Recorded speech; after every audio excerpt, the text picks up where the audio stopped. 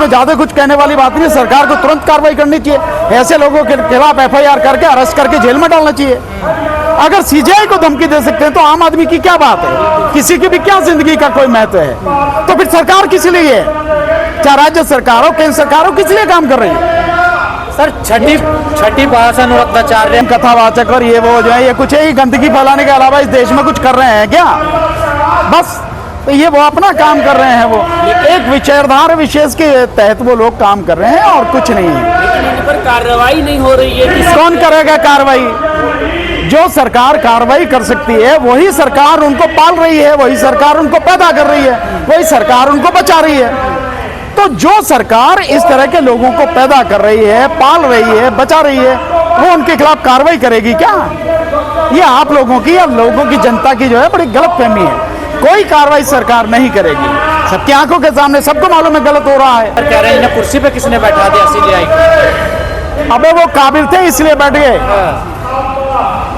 इसलिए बैठ गए। बैठाने वाला कौन है? काबिलियत है इसलिए बैठे हैं वो वहां पे सीट पे, इसलिए चीफ जस्टिस ऑफ इंडिया बने वो अपनी काबिलियत के दम पे। जो विष्णु की मूर्ति अगर मैं सही समझ रहा हूं तो वो खजुराहो वाली, तो उसमें किसी का कोई अधिकार नहीं है। वो आर्कियोलॉजिकल सर्वे ऑफ इंडिया उसके अंतर्गत है और जो भी कुछ उसमें करेगा वो archaeological survey of India ASI वही करेगा, किसी और को कोई उसमें अधिकार नहीं है। और हिंदू ये कह रहे हैं कि मजाक उड़ाया CJI साहब ने। नहीं, वो तो जो भी चाहे कह दें भाई, उनका तो ये हाल है जो कह रहे हैं कि ना कुछ हो तो भी जो है झूठी FIR करके और जो अरेस्ट करवा के जेल भिजवा देते हैं, और बहुत कुछ हो तो उसमें भी कुछ नहीं होने देते। तो उनका तो यह हाल है, तो उनके कहने से क्या फर्क पड़ता है कि वो क्या कह रहे हैं। एक अनुरक्षाचार्य हैं कथावाचक, पीछे भी उन्होंने भी एक विवादित बयान दिया महिलाओं को लेकर, धमकी दे रहे होंगे। अच्छी बात है, तो मैं समझता हूँ कि इस पे कार्रवाई करने के लिए पुलिस है और फिर अदालत है, तो ये उनका काम है। अगर कोई किसी को धमकी दे रहा है तो उस विषय में मैं समझता हूँ जिसको धमकी दी जा रही है उन्हें पुलिस में इसके विषय में रिपोर्ट करानी चाहिए और बाकी पुलिस अपनी कार्रवाई करे। और तो सारी क्या जो CJI दलित है, अम्बेडकरवादी है, इसलिए उन्हें टारगेट किया जा रहा है? नहीं, देखिए, जहाँ तक इसमें तो कोई शक ही नहीं है कि कोई भी व्यक्ति दलित होगा, OBC होगा, माइनॉरिटी का होगा, वो कुछ भी नहीं करेगा तो ये लोग तब भी उसके खिलाफ जो मतलब कुछ ना कुछ उठपटांग करेंगे। इसमें तो कोई कहने वाली बात ही नहीं है। लेकिन इनका यह है कि इनकी विचारधारा और इनके जो उद्देश्य और लक्ष्य हैं उसके रास्ते में अगर कोई भी आएगा तो वो इनका अपना ही क्यों ना हो बंदा, ये उसके खिलाफ भी इस तरह की चीजें करते हैं। तो क्या CJI इनके रास्ते में आ रहे हैं? नहीं, CJI किसी के रास्ते में नहीं आ रहे। CJI साहब ने जो जहां तक उसके विषय में खजुराहो वाले के इस विषय में है, उसमें उन्होंने बिल्कुल सही निर्णय दिया है कि भाई इसका कोई लेना देना नहीं है, कोर्ट से कोई लेना देना नहीं है, और इस विषय में जो है सारी कार्रवाई वो करे, ASI करे। तो CJI साहब ने बिल्कुल सही कहा है। इसका कोई मतलब कि एक ऐसे व्यक्ति को जो देश में संवैधानिक जो उसके अधिकार हैं उनके लिए लड़ रहा है, लद्दाख की भलाई के लिए लड़ रहा है, वहां के लोगों के हित के लिए लड़ रहा है और शांतिपूर्वक तरीके से, संवैधानिक तरीके से वो व्यक्ति संघर्ष कर रहा है, आप उसे उठाकर जेल में डाल दे रहे हैं, उसके खिलाफ कानूनी कार्रवाई कर रहे हैं। मैं मानता हूं सरकार की बहुत बड़ी न केवल नाकामी बल्कि कायरता। वो चाहे जो लगा दे यार, उसमें क्या है, से लगाओ कुछ लगाओ, वो तो किसी पे लगा सके, मेरे पे भी लगा सके। भड़काऊ भाषण दिया, हिंसा उसने नहीं करवाई, किसी ने हिंसा नहीं करवाई। उन्होंने तो बल्कि लोगों से कहा कि इस तरह का कोई भी काम करने की जरूरत नहीं है, हिंसा करवानी होती तो बहुत पहले करवा देते। वो तो हमेशा से जो है शांतिपूर्वक तरीके से सोनल वांगचुक काम कर रहे हैं, हमेशा से। बीजेपी का दफ्तर भी तो सोनल वांगचुक ने फूका था क्या? किसने फूका? कौन है उसके लिए जिम्मेदार? इसके लिए FIR करो, उसकी इन्वेस्टिगेशन करो। कहा जा रहा उन्हीं का मंच है, बताओ मंच से क्या है, मंच से क्या होता है? मैं अगर आप व्यक्ति को संघर्ष कर रहा है, उसका मंच लगा है, तो आप ये कहोगे पूरे देश में जो घटनाएं हो रही है उसी के आधार पर हो रही है। ऐसा नहीं होता। तो गलत फंसाया गया, निश्चित रूप से उसे गलत फंसाया गया है, और क्योंकि उसके आंदोलन की वजह से पूरे देश में अब ये सरकार के खिलाफ माहौल बनना है कि आप लोगों के संवैधानिक अधिकारों को हनन कर रहे हैं, इसलिए सोनल वांगचुक को गिरफ्तार किया गया। कहा जा रहा है कि ये बीजेपी कह रही है कि ये नेपाल है। हाँ, बिल्कुल ये नेपाल नहीं है, ये भारत है। और तुम्हारी गुंडागर्दी जब तक चल रही है ना, लोग जब तक बर्दाश्त कर रहे हैं, बस तभी तक है। जिस दिन लोगों ने ठान लिया और सड़क पे निकल आए, तो तुम्हारी गुंडागर्दी भी उखाड़ के फेंक देंगे लोग। भारत है ये, ध्यान रखना चाहिए। कह रहे विपक्ष भड़का रहा है युवाओं को। विपक्ष काय को भड़का रहा? तुम्हारे कुकर्म है जिसको जो विपक्ष को जो है ये सब सोचने पर, कहने पर और युवाओं को, लोगों को सोचने पर मजबूर कर रहे हैं। और अभी तो सिर्फ सोच ही रहे हैं, उन्होंने कोई कदम ऐसा उठाया नहीं है।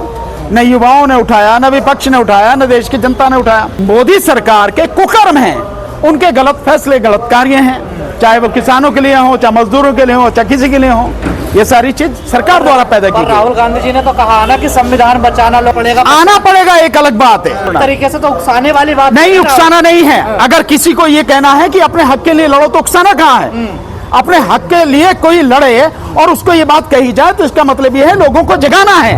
अगर आप अपने हक के लिए नहीं जानो, किस समय कहाँ हिंसा हो रही है? नेपाल में हिंसा हो रही है। एक भी स्टेटमेंट उस दिन का दिखा दो या उस समय का दिखा दो जिस समय हिंसा। ये उसके बाद की सारी बातें हैं, और उससे पहले भी देश में आंदोलन लगातार चल रहा है। और लोगों को अपने अधिकारों के लिए जगाना, जागरूक करना, ये उकसाना नहीं है, बल्कि उनको उनके संवैधानिक कर्तव्यों की याद दिलाना है। इंसान अपनी लड़ाई खुद क्यों नहीं लड़ेगा, दूसरे क्यों लड़ेंगे? इसलिए उनको जगाया जाता है, उनको समझाया जाता है, उनको सारी चीजें दिखाई जाती हैं। लोगों को मालूम नहीं है तो उनको बताया जाता है कि देखिए सरकार कैसे गड़बड़ी कर रही है। और राहुल गांधी ने जिस तरह से पूरे सबूतों के साथ इस मोदी सरकार को, इस इलेक्शन कमीशन को पूरी तरह से नंगा कर दिया, दिखा दिया कि कितनी गंद भरी पड़ी है और किस तरह से इलेक्शन को लूट के बेईमानी से जो सरकार बना के बैठे हैं। सर, बिहार, उत्तराखंड, लेह लद्दाख, कर्नाटक, सब जगह युवा प्रोटेस्ट कर रहे हैं। अच्छी बात है, बाकी में क्यों नहीं कर रहे? और भी जगह करना चाहिए, उत्तर प्रदेश में भी करना चाहिए, तमिलनाडु में भी करना चाहिए, कर्नाटक में भी करना चाहिए, आंध्र में भी करना चाहिए, तेलंगाना में भी करना चाहिए, केरल में भी करना चाहिए, सभी जगह करना चाहिए। पूरे देश में लोगों को संघर्ष करना पड़ेगा। सत्ता से हटाया नहीं जा सकता जब तक सब लोग नहीं मिलकर लड़ेंगे। पूरे देश में मिलकर लोग लड़ेंगे। आंदोलन हिंसा में परिवर्तित हो जाता है ना सर। देखिए भैया, ये तो आंदोलन हिंसा में सरकार परिवर्तित करती है।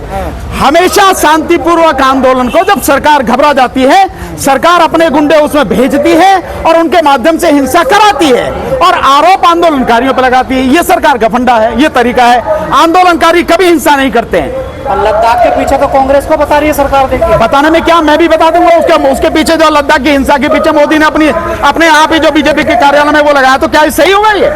फिर इसमें कहने में क्या? भाई कहने में आप कुछ भी कह दो, मैं जिसको मन चाहूं कुछ भी कह दो, मुंह के आगे सारा मैदान है, खाली पड़ा है, जो मन में आप बकते चले जाओ, इससे क्या फर्क पड़ता है? तो क्या आप सच क्या है उसे देखो ना। तो क्या आंदोलन हो पाएंगे जिस प्रकार गिरफ्तारियां हो रही है? बिल्कुल, आंदोलन यार इंसान का जन्मसिद्ध अधिकार है। आंदोलन हो गए, आगे आंदोलन होंगे। धीरे धीरे धीरे धीरे जब लोग समझेंगे कि तुम्हारी इस दुर्गति के लिए जिम्मेदार कौन है, इसका कारण कौन है, और जब इसको समझ जाएंगे कि इस कारण का निवारण कैसे होगा, तो लोग खड़े होंगे, आंदोलन करेंगे। आंदोलन तो होने, संघर्ष तो होने। सरकार कह रही है जीएसटी कम कर दिया, उत्सव मनाइए देश भर। अरे मोदी की बात करें आप लोग आंदोलन की बात कर रहे हैं। देखिए भाई मेरे, तुम जीएसटी को पहले समझो। 8 साल तबीयत से लूटा और अब आप उसके आने के बाद में उसको अब कम कर रहे हो। और क्या इसमें गारंटी है कि जो जीएसटी कम किया है वो जो व्यापारी है वो जनता तक उसे पास करेगा? क्या वाकई में जनता को उसका लाभ मिलेगा?